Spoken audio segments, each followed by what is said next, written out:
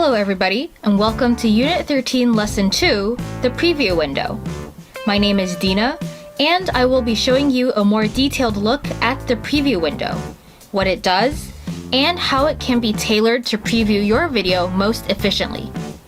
We will also look at the Master Bus. First up, here we have the Preview Window. This basically shows you exactly what your video looks like at any point wherever you click on your timeline. This is the most basic use of the selection tool, which is probably the most useful tool here. The selection tool also acts to select certain portions of video clips on your timeline, but we'll get back to that in a bit.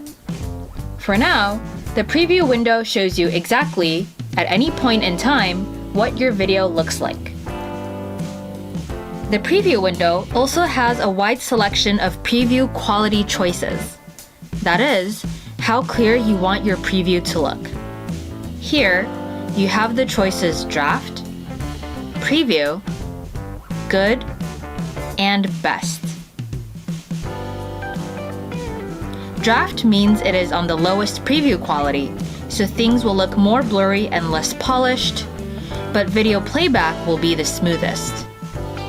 Best, however, will most likely cause some lagging, since it previews all of the details and edits. What you see in Best is the closest to what the final video will look like. Inside of each preview selection, there are even more settings that you can choose to preview the video. These are Auto, Full, Half, and Quarter. This basically allows you to further tweak your preview quality, depending on how laggy your playback may be. The auto setting is pretty self-explanatory. It means that within the preview quality you have chosen, Vegas will choose for you which quality of the other three is best suited for your computer for best performance and smoother previewing. The full setting means that it will preview your video at 100% of the quality available in the setting that you have. Half, therefore, means 50%, and a quarter is 25%. Generally, choosing preview on auto will be enough. But if you experience more lagging, you can turn it down to draft, and you will still get the general idea of your edit, even if the details are not super clear. Here we have an example clip that is previewing in Preview on Auto. As you can see, the quality isn't the best, but it is previewing the video quite smoothly.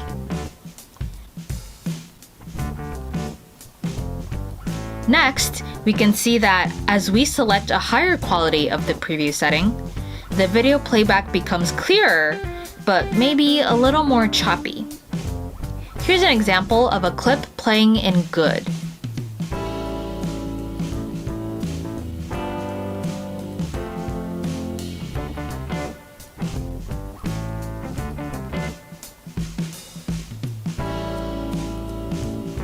And finally, here's the clip playing in Best.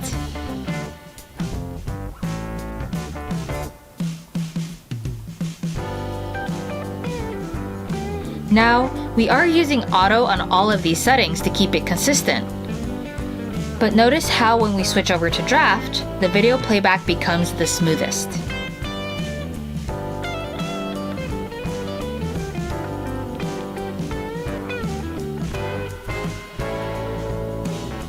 As you can see here, there are more tools and buttons in the preview window for easy access. Let's go over some of the more useful ones because the others are not very commonly used for editing and may not be useful at this stage for you. First of all, let's start off left to right. On the top left corner of your preview window, you'll notice there's a familiar looking button with the icon of a gear. This is the universal icon for settings in any application. This lets you access your project settings. This is where you can choose what you want the specifics of your project to be.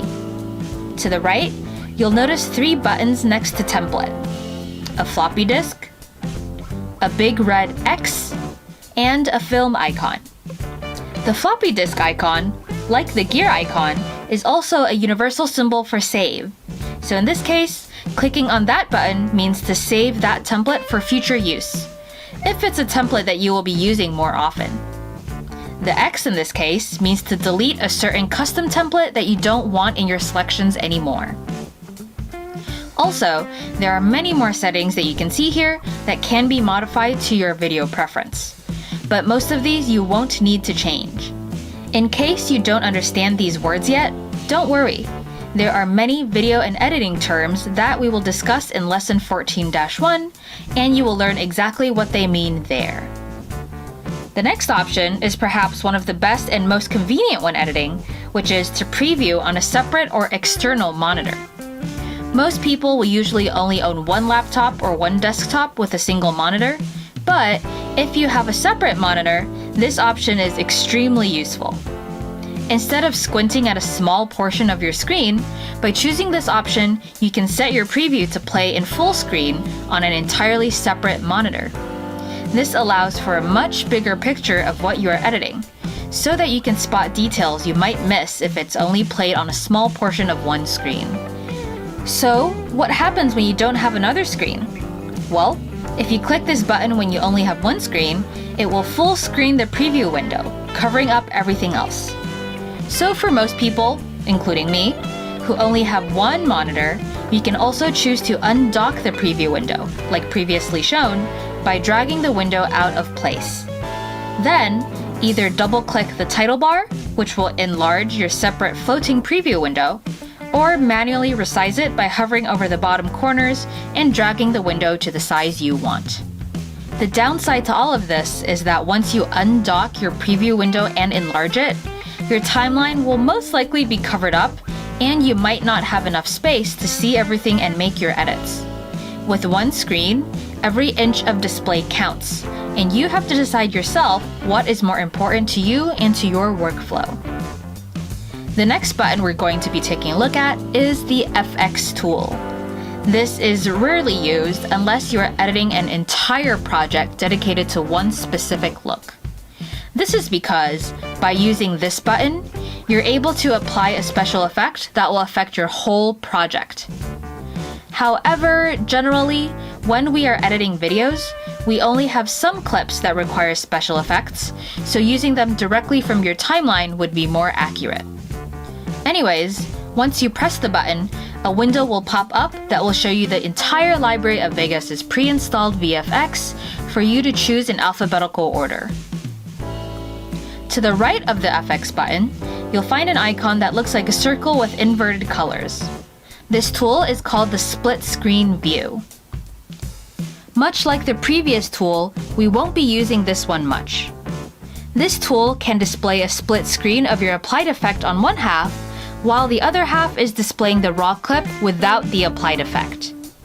This is useful to see how much of a difference your video effect is making on your current clip. Therefore, this tool only works when a special effect is applied. For example, once we apply this effect here, Vegas Pixelate,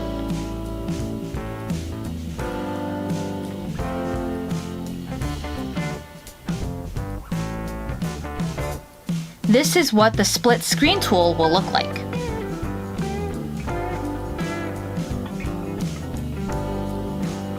You can also use this tool to preview a picture or media you have copied to your clipboard on the split screen.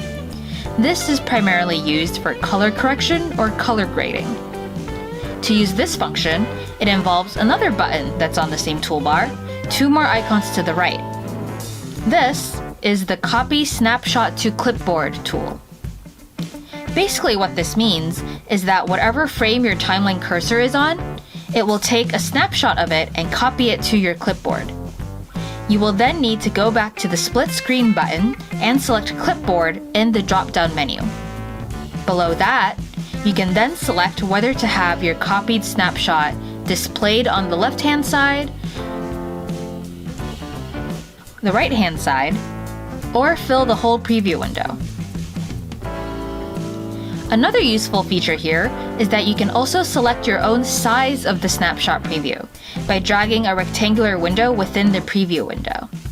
This lets you choose the exact size of what you would like your comparison shot to be. Another useful button in the preview window is Preview Overlays. Choosing this option allows you to overlay your preview window with a built-in grid or safe areas.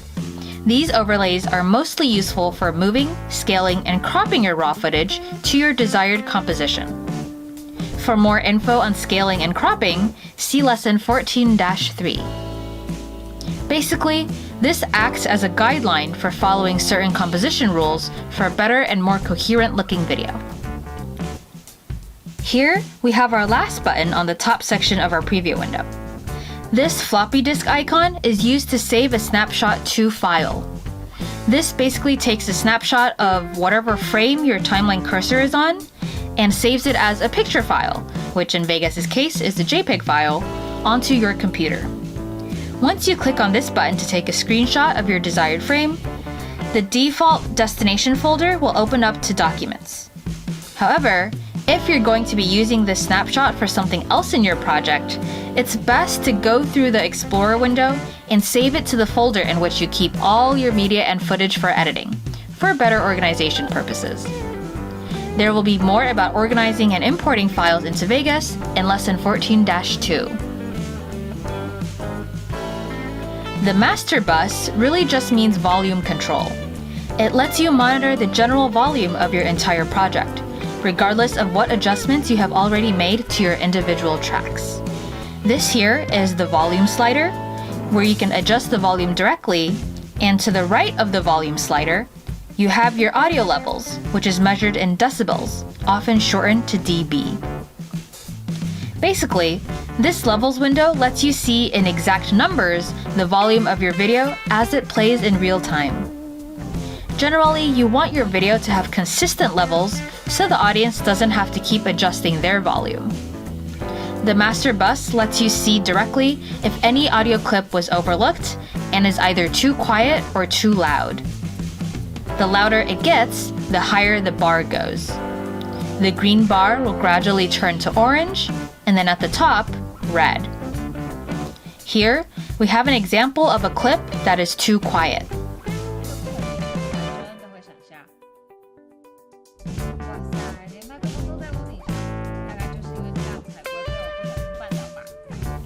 And a clip that is normal.